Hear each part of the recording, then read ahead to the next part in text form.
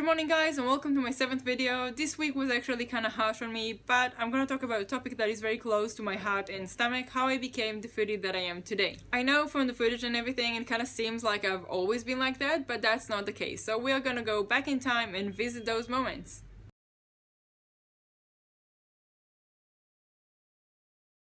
So growing up I was a junk food junkie. I was about to say kind of, but that's not true. If it's fried and I can microwave it, that's what I'm gonna eat, because I didn't know how to cook like anything. And then when I was 19, I went to London with some friends. Now I wasn't a foodie back then, so I didn't understand the idea of wasting so much money over food when you can use that same money to buy stuff, and I loved stuff. So I did the smart thing and just brought lots of mac and cheese kind of things, like pasta, and the sauce is actually just a powder that you add water to.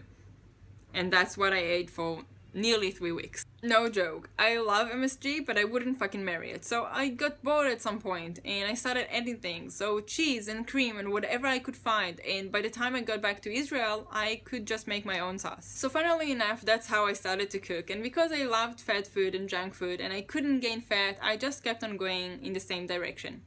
Until I was 24. When I was 24, reality finally kicked in and the doctor told me that my cholesterol is so high that it's either I start watching my diet like yesterday or I'll have to take pills. And I fucking hate pills more than I hate diets. So I said, okay, I'll do that then. So like an adult, I started working out and I started to change my diet as well. But I was so bummed from the fact that I had to eat like low-fat things that I decided to have one cheat meal a week. Now it's true that most people on diets have some kind of a cheat meal or a cheat day, but probably not the way that I did it.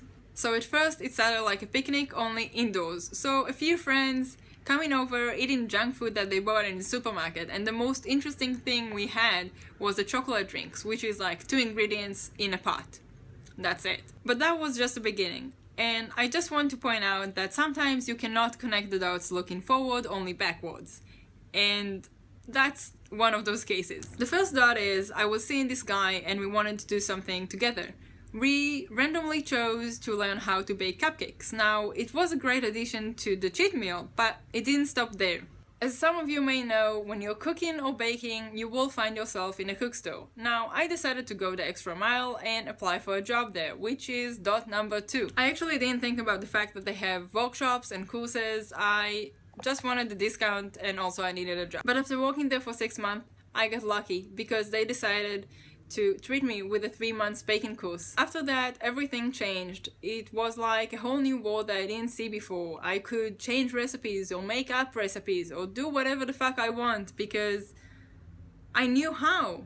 And the last dot is from a year ago when I left for New Zealand. It actually has 2 parts, but both are related to the same thing. I wanted to make friends. One part of that dot was using my baking and cooking skills in order to be valuable for new people.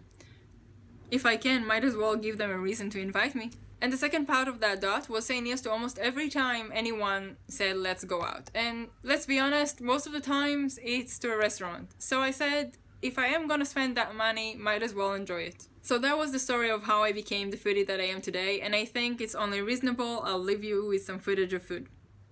Enjoy.